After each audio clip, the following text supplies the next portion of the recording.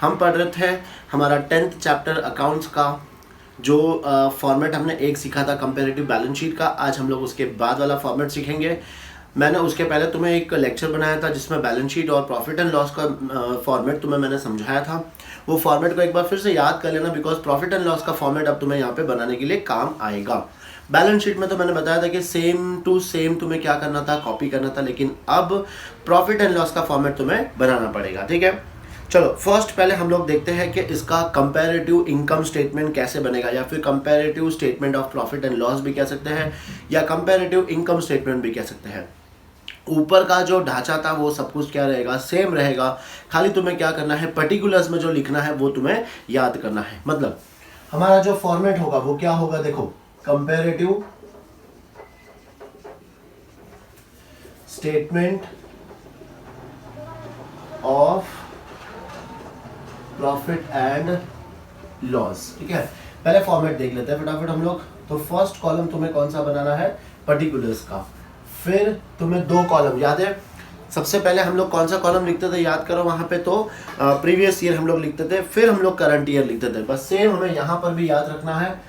तो ये note number फिर हम लिखेंगे, उसके बाद हम लोग लिखते थे पहले प्रीवियस ईयर और फिर हम लोग लिखते थे करंट ईयर, फिर हम लोग लिखेंगे एब्सोल्यूट चेंज, यहाँ पे आ जाएगा इन रुपीस, और फिर लास्ट में हम लिखेंगे परसेंटेज चेंज, और ये आ जाएगा इन परसेंटेज। ठीक है, अगर चाहो तो इसके ऊपर एक चीज लिख सकते हो, इंक्रीज डिक्रीज, दोनों के लिए कॉमन हो जाएगा, increase decrease absolute change in rupees, increase decrease absolute change in percentage. Same format है, बस तुम्हें क्या याद रखना है, तो इसमें जो हम लिखते हैं, बिकॉज बैलेंस शीट में तो तुम्हें रेडीमेड फॉर्मेट क्वेश्चन में ही दे रखा था, लेकिन प्रॉफिट एंड लॉस में तुम्हें वो पहले याद करना पड़ेगा। तो एक छोटा सा फॉर्मेट हम लोग फटाफट रिवीजन कर लेते हैं। देखो क्या था पहले, revenue from operation. Revenue from operation के बाद क्या आता था, हम लोग प्लस करते थे other income. Other income plus करने के बाद जो आंसर आता था उसको हम क्या लिखते थे, टोटल रेवेन्यू। फिर हम लोग करते थे एक्सपेंसेस। एक्सपेंसेस में हम लोग ने क्या लिखा था, सबसे first cost of material consumed, cost of material consume. फिर हमने लिखा था purchase of stock in trade,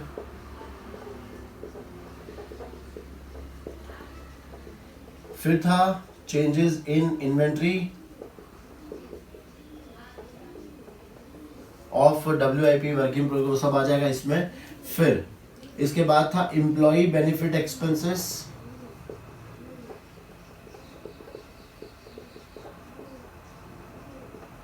फिर था उसके बाद फाइनेंस कॉस्ट, फिर था डेप्रिसिएशन एंड एमोर्टाइजेशन एक्सपेंसेस,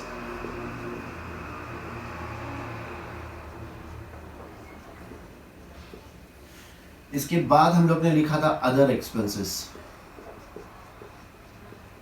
ठीक है, और ये सब ऐड करके हम लोग ने क्या लिखा था, टोटल एक्सपेंसेस, जिसको हम लोग ने बी नाम दिया था। और फिर हम लोग ने फाइंड किया था प्रॉफिट बिफोर टैक्स, जो कैसे आएगा A माइनस बी, और इसमें से हम लोग टैक्स माइनस करेंगे तो आंसर हमारा आ जाएगा प्रॉफिट आफ्टर टैक्स। ये तुम्हें फॉर्मेट याद रखना है, एज इट इज याद रखना है, कोई ऊपर नीचे तुम्हें नहीं करना है। ठीक है, फिर इसके बाद देखते हैं हम लोग एक आध क्वेश्चन कर लेते हैं इसमें। चलो या फिर इसको पहले समझ लेते हैं। देखो यहाँ पर प्रीवियस ईयर का फिगर होगा, यहाँ पे करंट ईयर का फिगर होगा। वापस जैसे हम लोग ने बैलेंस शीट वाले क्वेश्चन में किया था, इसको हम लोग क्या एज्यूम करेंगे, A, इसको हम लोग क्या एज्यूम करेंगे, B, यहाँ पर हम लोग क्या फाइंड करेंगे, C कैसे आएगा अपना B माइनस A।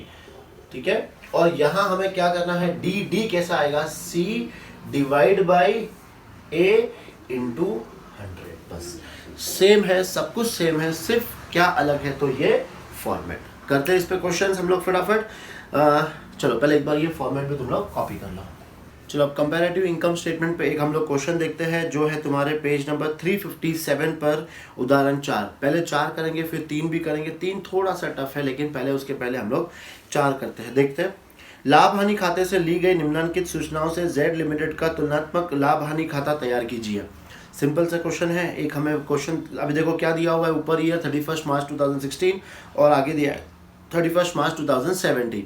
ठीक है, अब फॉर्मेट को पहले हम लोग, जैसे मैंने अभी सिखाया तुम्हें, उस फॉर्मेट में पहले लिखेंगे और उसके बाद हम लोग फिर क्या करेंगे, अपना सी कॉलम और डी कॉलम फाइंड करेंगे। ठीक है, चलो स्टार्ट करते हैं हम लोग।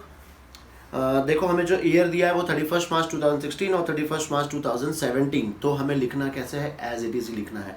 क्वेश्चन में हमें जैसे फॉर्मेट दिया वैसे ही हमें क्या करना है, कॉपी करना है। पहले प्रीवियस ईयर मतलब 31 मार्च 2016 और फिर 31 मार्च 2017। अब फॉर्मेट देखते हैं। रेवेन्यू फ्रॉम ऑपरेशन कहाँ आ जाएगा, स्टार्टिंग में आ जाएगा। ठीक है, फिर चेक करो अदर इनकम दिया है क्या, इसमें नहीं दिया, तो ये अदर इनकम वाला कॉलम नहीं आएगा। फिर है एम्प्लॉय बेनिफिट एक्सपेंसेस, तो वो लिखेंगे हम लोग। डेप्रीसिएशन तो डेप्रीसिएशन लिखेंगे। Purchase of stock in trade तो ये दिया हुआ है हमें। चेंजेस इन इन्वेंटरी तो ये दिया हुआ है और अदर एक्सपेंसेस दिया हुआ है। ठीक है ना, अदर एक्सपेंसेस के आगे ही लिख दिया है tax rate at the rate of 50। ये थोड़ा सा मिस्टेक है, ये टैक्स रेट नीचे लाइन में आना चाहिए था। अदर एक्सपेंसेस हमें अमाउंट दिया हुआ है और टैक्स रेट कितना है तो 30%। ठीक है, चलो अब इसको सॉल्व करते हैं हम लोग।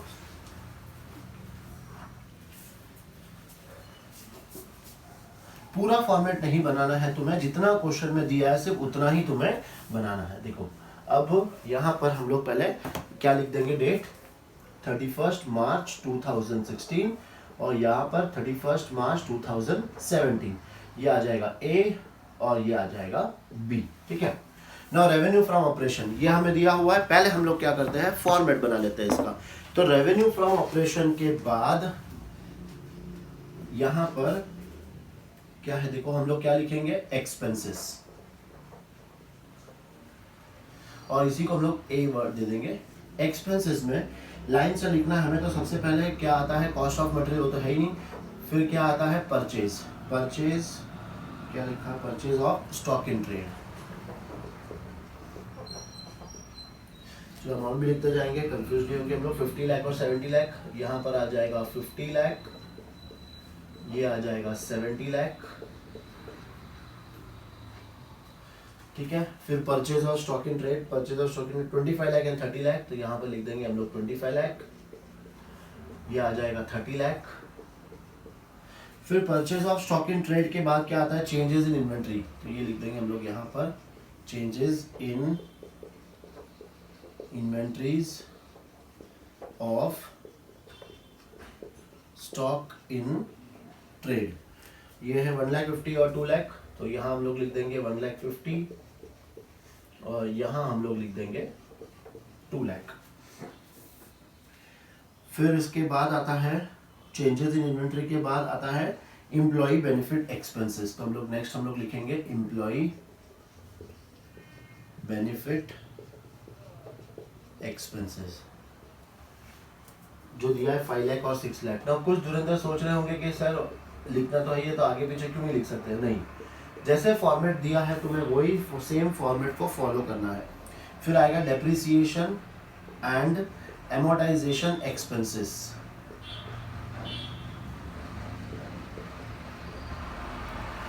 ये दिया है 1 लाख और 1,20,000, तो क्या लिख देंगे 1 लाख और यहाँ पर आ जाएगा 1,20,000।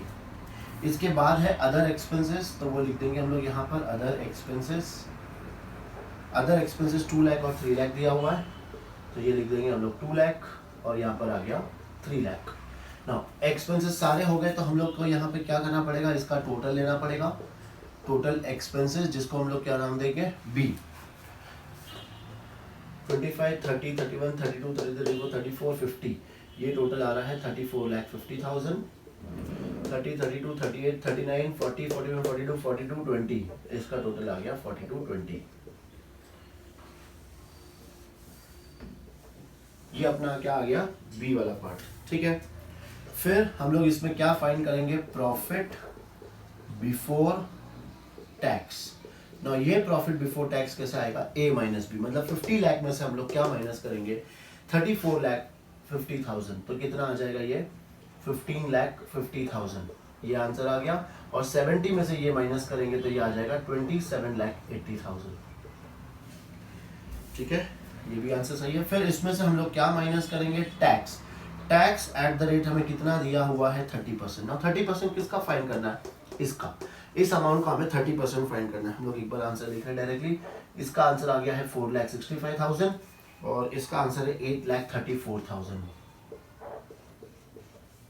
और फिर जो फाइनल आंसर आएगा इसको हम लोग क्या लिखेंगे, प्रॉफिट आफ्टर टैक्स, और ये इसमें से क्या कर देंगे माइनस। तो ये आंसर आ रहा है 10,85,000, ये आंसर है 19,46,000।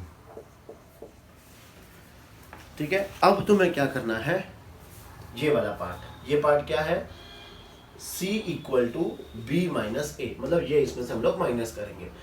तो फर्स्ट का आंसर क्या आ जाएगा 20 लाख, सेकेंड का आ जाएगा 5 लाख, थर्ड का आएगा 50,000, इसका आएगा 1 लाख, फिर ये है 20,000, फिर ये 1 लाख, फिर ये माइनस करेंगे 42 20 माइनस 3450, तो 0 0 0 0 41 और ये आ जाएगा 7 और ये वापस से 7,70,000 ये आ गया। फिर इसमें से ये माइनस करेंगे 2780 1550, तो 30 20 1230 मतलब 12,30,000। ठीक है, फिर ये माइनस करना है 834 माइनस 465, तो ये 82, फिर ये 14 तो 9, फिर ये 7 तो 16 और ये 3,69,000। और फिर लास्ट में माइनस करना है तो 1946 1085, तो ये आएगा 1, ये 18 9 तो 6 और ये 8, तो आंसर आ गया 8,61,000। ठीक है, हमने फाइंड कर लिया कौन सा कॉलम, सी वाला कॉलम हम लोग ने फाइंड कर लिया। अब तुम्हें क्या करना है, डी वाला कॉलम। कैसे, सी डिवाइड बाई ए इंटू 100, मतलब 20 लाख ये हम डिवाइड करेंगे 50 लाख से और इंटू करेंगे 100, तो 2 0 2 0 कट 1 2 3 4 और 1 2 3 4, तो 5 40, 5 से 20 कितना परसेंटेज आया, तो 40%, तो यहाँ पर लिखेंगे 40। और सेम तुम्हें सब चीज़ क्या करना है, ऐसे ही कैलकुलेट करना है। ठीक है, तो चलो फटाफट तुम लोग, ये वर्किंग ये तो तुम लोग ने पहले भी प्रैक्टिस किया होगा, इसलिए ज़्यादा प्रैक्टिस तुम्हें ही करनी है, इसलिए ये वाला अमाउंट फटाफट से फाइंड करो और ये क्वेश्चन को कंप्लीट करो। ठीक है, चलो नोट डाउन करो। उदाहरण 4 करने के बाद अब हम लोग करेंगे उदाहरण 3। ये थोड़ा सा अलग था इसलिए हमने इसको बाद में लिया। देखते हैं उदाहरण 3। निम्नलिखित सूचनाओं से ए लिमिटेड की तुलनात्मक आय विवरण बनाइए। ठीक है, एक हमें छोटा सा क्वेश्चन दिया हुआ है जिसमें 2 साल का है, 31 मार्च 2016 और 31 मार्च 2017। ठीक है, इसको पहले अपने फॉर्मेट में लिखते हैं। तुम लोग भी क्या करो, पहले सबसे पहले ये फॉर्मेट रेडी कर लो। चलो पहले जो क्वेश्चन में दिया हुआ है एक बार वो हम लोग देख लेते हैं। रेवेन्यू फ्रॉम ऑपरेशन ये दिया हुआ है हमें सेल्स। ठीक है, फिर दिया हुआ है purchase of stock in trade, तो ये 2 साल का परचेज दिया हुआ है। Change in inventory of finish goods, work in progress and stock in trade, ये हम लोग परचेज के नीचे लिखते हैं। फिर देखो थोड़ा सा डिफरेंट क्या था कि अदर एक्सपेंसेस, ये हमें अमाउंट डायरेक्टली नहीं दिया हुआ है, क्या लिखा हुआ है, percentage of cost of revenue from operation. देखो अगर वहां पे होता कि percentage of revenue from operation, तो हम लोग डायरेक्टली रेवेन्यू फ्रॉम ऑपरेशन जो दिया हुआ है उसका जो भी परसेंटेज दिया है 10% वो हम लोग निकाल लेते हैं। लेकिन यहाँ पर क्या बोला है, percentage of cost of revenue from operation. तो cost of revenue from operation कैसे आता है वो समझ लो। जो हमारा परचेज दिया हुआ है और जो चेंजेस इन इन्वेंट्री दिया हुआ है, इन दोनों को जब प्लस करेंगे तो अपने को क्या मिल जाएगा, cost of revenue from operation. ठीक है, तो उन दोनों को प्लस करके उसका 10% अपने को क्या मिलेगा, अदर एक्सपेंसेस। समझ में आ रहा है, तो इसीलिए हमें वो फॉर्मेट को याद करना बहुत ज़रूरी था, अदरवाइज तुम्हें और कहीं याद नहीं करना, बस इसीलिए तुम्हें वो चीज़ को याद करना। चलो फटाफट यहाँ पे देखते हैं हम लोग, फॉर्मेट्स हमारा रेडी है, सब कुछ चीज़ रेडी है। यहाँ पर हम लोग सब फर्स्ट पहले क्या लिखेंगे, revenue from operation. Revenue from operation ये हमें दिया हुआ है 4 लाख 6 लाख, तो यहाँ पे लिख देंगे हम लोग 4 लाख और इसमें है तो 6 लाख। इसके बाद और कुछ भी नहीं है तो इसी को हम लोग ए दे देंगे। फिर हम लोग क्या लिखते हैं नेक्स्ट, एक्सपेंसेस। नाउ एक्सपेंसेस में सबसे फर्स्ट पहले क्या आ जाएगा, purchase of stock in trade, तो यहाँ पर हम लोग लिख देंगे purchase of stock in trade. Purchase of stock in trade 2,50,000 या 3,50,000, तो यहाँ हम लोग लिख देंगे 2,50,000, यहाँ पर आ जाएगा 3,50,000। फिर चेंजेस इन इन्वेंट्री, तो ये लिख देंगे हम लोग यहाँ पर changes in inventories of. Now कितने टाइप्स की इन्वेंट्रीज होती है? फिनिश गुड्स होता है, फिर वर्क इन प्रोग्रेस होता है एंड स्टॉक इन ट्रेड। तो ये 3 टाइप की इन्वेंट्रीज अपने पास होती है, ठीक है। 60,000 एंड 60,000 दोनों का फिगर वही है 60,000, और इसका भी चेंजेस इन इन्वेंट्री के बाद ये लिख दिया अपन ने। फिर है अदर एक्सपेंसेस, तो यहाँ पर हम लोग लिखेंगे अदर एक्सपेंसेस। ना अदर एक्सपेंसेस, फिर से एक बार देखते हैं। आगे हमें दिया है परसेंटेज 10%, लेकिन वो 10% किसका निकालना है? Cost of revenue from operation. Now मैंने बताया था ये दोनों को हम ऐड करेंगे तो हमें क्या मिलेगा? Cost of revenue from operation. तो ये दोनों कितना आ रहा है देखो, 3,10,000, तो 3,10,000 का हमें कितना लेना है? 10%, तो कितना आएगा? 31,000। और ये 4,10,000 है, तो 4,10,000 का हम लोग 10% लेंगे तो कितना आएगा? ये आएगा 41,000। ठीक है, ये समझ में आया तुम्हें? फिर इसके बाद क्या दिया? टैक्स। तो पहले और कोई एक्सपेंस नहीं दिया हुआ है, तो हम लोग यहाँ पर क्या लिखते हैं? Total expenses. ना ये टोटल एक्सपेंसेस, ये क्या आ जाएगा? अपना बी पार्ट आ जाएगा।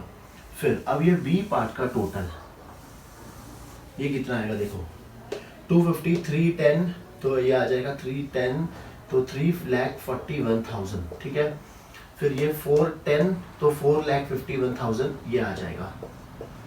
ये दोनों आ गया। फिर इसके बाद हम लोग क्या निकालेंगे? Profit before tax. ना ये प्रॉफिट बिफोर टैक्स कैसा आएगा? ए माइनस बी, मतलब 4 लाख माइनस 3,41,000, तो ये आंसर आएगा 59,000। और ये 6 लाख माइनस 1,51,000, तो ये आएगा 1,49,000। बिल्कुल सही जा रहे हैं हम लोग यहाँ तक। तो फिर इसमें से हम लोग क्या माइनस करेंगे? टैक्स। क्वेश्चन में हमें टैक्स दिया है 30%, तो किसका 30%? इसका और इसका 30% हम लोग निकालेंगे, जो ऑलरेडी निकला हुआ है 17,700, और इसका है 44,700। ये आ गया, ये हमारा टैक्स का अमाउंट आ जाएगा। फिर इसके बाद हम लोग लास्ट आंसर हमारा क्या आएगा? Profit after tax. Profit after tax, इसमें से हम क्या करेंगे? ये माइनस कर देंगे, तो ये आ जाएगा 1,300, और फिर ये आ जाएगा 4, तो 41,300। और इसी तरह से ये भी हम लोग ऐसे ही कर लेंगे 4,300, ये 0, 1,04,300। ये अपना आंसर आ गया। पहले तो हमें ये फॉर्मेट में इसको कंप्लीट करना है, और इसके बाद हमें क्या करना है? आगे का हमें प्लस माइनस करके आंसर निकालना है। तो हम लोग पहले एब्सोल्यूट चेंज निकालेंगे, फिर तुम लोग क्या करोगे? परसेंटेज चेंज निकालोगे। कैसे? देखो, 6 लाख माइनस 4 लाख कितना आएगा? ये आंसर आ जाएगा 2 लाख। 3,50,000 माइनस 2,50,000, तो ये आंसर कितना आएगा? 1 लाख। 60,000, तो ये आंसर है 0। 41,000 माइनस 31,000, तो ये आंसर आएगा 10,000। फिर 4,51,000 माइनस 3,41,000, तो ये आंसर आएगा 1,10,000।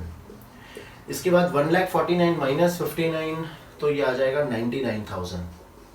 और 99,000 उसके बाद 99,000 ये कि 90,000 आएगा, 90,000 आएगा। ठीक है, फिर ये हम लोग माइनस करेंगे 44,700, 17,700, तो ये 0, फिर 31, ये 7, और ये 270, तो 27,000। और इसमें से फिर ये माइनस करेंगे, तो ये आ जाएगा 63,000। ठीक है, तो तुम्हें नेक्स्ट स्टेप तुम्हें क्या करना है? 63 या 64? 63,000 आंसर चेक कर लेते हैं हम लोग। इसमें है 63,000, ये आ गया। अब तुम्हें क्या करना है बताओ? तुम्हें ये डिवाइड बाय ये इंटू 100, तुम्हें क्या कैलकुलेट करना है? पूरा परसेंटेज कॉलम चेक करना है। ठीक है, ये अमाउंट तुम्हें पूरा खुद से फिलअप करना है, अच्छे से समझ में आ जाएगा। यहाँ पर क्या लेना है? 0 divide by anything will answer will be हमेशा 0, तो यहाँ पे इसको तो डैश कर देना है। चलो फटाफट ये भी फाइंड करो, कंप्लीट करो ये क्वेश्चन। फिर हम लोग नेक्स्ट क्वेश्चन में तुम्हें होमवर्क दूंगा इसी पैटर्न्स पे, इसी टॉपिक पे, मतलब जो है comparative statement of profit and loss, या फिर हम लोग कह सकते हैं इसको कंपैरेटिव इनकम स्टेटमेंट। ठीक है, नोट डाउन करो ये। चलो अब बारी आती है होमवर्क्स की। ठीक है, क्वेश्चन तुम लोग समझ में आ गया है कि हमें इनकम स्टेटमेंट कैसे बनाना है, कंपैरेटिव इनकम स्टेटमेंट। अब थोड़े कुछ होमवर्क मैं तुम्हें दे रहा हूँ, 2 क्वेश्चन दूंगा, तुम लोग को सॉल्व करना है और मुझे सेंड करना है। तो पेज नंबर 374 पे जो क्वेश्चन नंबर 4 है वो तुम्हें करना है। देखो वो क्या दिया है, निम्नांकित सूचनाओं से तुलनात्मक लाभ हानि खाता बनाइए। और हमें क्वेश्चन में क्या दिया हुआ है, देखो रेवेन्यू फ्रॉम ऑपरेशन और उसके बाद है अदर इनकम। ये थोड़ा सा एक नया पार्ट है, पर तुम्हारे लिए कोई नया पार्ट नहीं है। रेवेन्यू फ्रॉम ऑपरेशन, इसके नीचे हम लोग क्या लिखते हैं, अदर इनकम। दोनों को ऐड करके अपन क्या लिख देंगे, टोटल रेवेन्यू। ये तो तुम्हें आता है अच्छे से, कोई नया चीज नहीं, हमने फॉर्मेट ऑलरेडी पढ़ रखा है। फिर है इसमें कॉस्ट ऑफ मटेरियल कंज्यूम और अदर एक्सपेंसेस, वो दोनों तुम लोग कहाँ लिख दोगे, यहाँ पर एक्सपेंसेस में लिख दोगे ना। यहाँ पे कोई अमाउंट फाइंड नहीं करना, सब कुछ तुम्हें रेडीमेड दिया हुआ है, सिर्फ तुम्हें टैक्स का फाइंड करना है, वो जो तुम्हें लास्ट में आ जाएगा। तो ये क्वेश्चन तुम्हें एक होमवर्क करना है। फिर जो नेक्स्ट वाला क्वेश्चन है वो है क्वेश्चन मार्क वाला क्वेश्चन ना। क्वेश्चन मार्क वाला क्वेश्चन अब देख के इतना डरना मत तुम लोग, बिकॉज क्वेश्चन मार्क वाले क्वेश्चन और सिंपल होते हैं, बिकॉज उसमें मैक्सिमम तो हमें दे रखे होता है, फिर कुछ कुछ हमें अमाउंट फाइंड करना होता है। वो फाइंड करने के लिए तुम्हें क्या चाहिए, सिर्फ ये एक फॉर्मूला और कुछ भी नहीं चाहिए, C = B - A। इसका मतलब क्या, जैसे ये नहीं दिया होगा, ये नहीं दिया होगा, ये नहीं दिया होगा, ये नहीं दिया होगा, मतलब अगर ये नहीं दिया है तो ये दोनों दिया होगा, ये नहीं दिया है तो ये दोनों दिया होगा, ये नहीं दिया है तो ये दोनों दिया होगा। मतलब सिंपल है कि तुम्हें 3 में से कोई भी 2 फिगर तो दिया ही होगा, और बाय यूजिंग दिस फॉर्मूला तुम लोग वो तीसरा अमाउंट भी इजीली फाइंड कर सकते हो। करेक्ट। तो क्वेश्चन नंबर जो 5th है पेज नंबर 375 पे, ये भी तुम्हारे लिए एक होमवर्क है। सब कुछ तुम्हें रेडीमेड दिया हुआ है एज इट इज। तुम लोग पहले क्वेश्चन को कॉपी करोगे, जहां पर क्वेश्चन मार्क है वहां पे डैश, नीचे डैश बनाओगे, मतलब कैसे अंडरलाइन कर दोगे, और फिर वहां पे तुम्हें अमाउंट, ताकि एग्जामिनर जब तुम्हारा आंसर चेक करेगा तो उसको पता चलना चाहिए कि अच्छा ये अमाउंट इन्होंने फाइंड किया है। ठीक है, तो चलो फटाफट ये दोनों कंप्लीट करो, ताकि यहाँ तक हमारा comparative balance sheet and comparative income statement ये टॉपिक खत्म हो जाएगा, ताकि हम नेक्स्ट क्लास में फिर कॉमन साइज बैलेंस शीट और कॉमन साइज इनकम स्टेटमेंट ये स्टार्ट करेंगे। कॉमन साइज भी सिंपल है, उसमें भी सिर्फ कैलकुलेशन पार्ट है। तुम लोग ने ऑलरेडी यहाँ पे कैलकुलेशन पार्ट सीख लिया है, तो कॉमन साइज में इतना प्रॉब्लम नहीं आएगा। वहाँ पे भी एक छोटी सी ट्रिक है, वो मैं तुम्हें समझाऊंगा। ठीक है, फटाफट ये कंप्लीट करो और मुझे सेंड करना। मिलता है हमारी नेक्स्ट क्लास में। बाय।